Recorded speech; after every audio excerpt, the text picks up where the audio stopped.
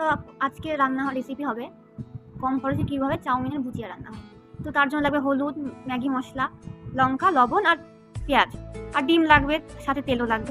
আমরা কি করব, একটা গরম কড়াইতে জল বসিয়ে তার ভিতরে ফুটো গামলা বসিয়ে দেবো। ফুটো গামলা বসিয়ে দিয়ে যখন জলটা গরম হয়ে যাবে তখন তার ভিতরে চাউগুলো আমরা ঢেলে দেবো।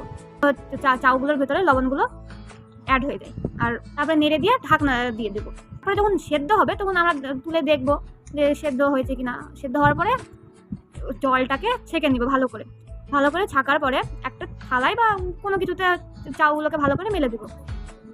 চাউগুলোকে সুন্দর করে রেখে দিব, একদম সুন্দর করে যেন বাকি যে অবশিষ্ট জলটা সেটা ঝরে যায়। তারপরে আবার গরম কড়াইয়ে পরিমাণ মতো তেল দিয়ে দিলাম। তেলটা যখন গরম হয়ে যাবে তার ভেতরে পেঁয়াজগুলো দিয়ে দেবো, পেঁয়াজ সাথে লঙ্কাটাও দিয়ে দেবো, লাল লাল করে ভেজে নেবো। লাল করে ভাজার পরে তার ভেতরে ডিমগুলো ফাটিয়ে একটা বাটিতে রেখে সেইগুলো তাতে লবণ দিতে হবে।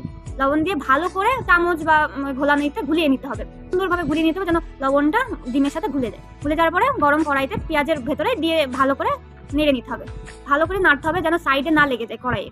হালকা লাল লাল আঁচে ভাজা হয়ে যাবে তখন একটা কিছুতে তুলে নিতে হবে। তারপরে আবার কড়াইয়ে তেল দিতে হবে, তারপরে চাউগুলো কড়াইয়ে ভেজে নিতে হবে হালকা করে, দিয়ে ভালো করে নাড়তে হবে। নাড়ার পরে আবার একটা অন্য জায়গায় ঢেলে আবার ওই ভাজা ডিম আর পেঁয়াজগুলো কড়াইতে দিয়ে তারপরে চাউগুলো আবার ঢেলে ভালো করে নাড়তে হবে। হলুদের গন্ধটা না থাকে। হলুদের গন্ধটা থাকলে খেতে গেলে একটু হয়তো খারাপ লাগতে পারে। যখন ভালো করে লাল লাল করে হয়ে যাবে তখন ম্যাগি মশলা বা তোমার চাউমিন মশলা যেটাই বলো ওটা দিয়ে দিতে হবে চারিদিকে। তারপরে ভালো করে নাড়তে হবে। রান্না হয়ে গেলে তখন একটা সুন্দর পাত্রে বা অন্য কিছুতে ঢেলে নিতে হবে। ঢেলে তারপরে তোমাদের পছন্দ মতন সাজিয়েও নিতে পারো, নর্মালিও খেতে পারো, যার যেরকম পছন্দ হবে।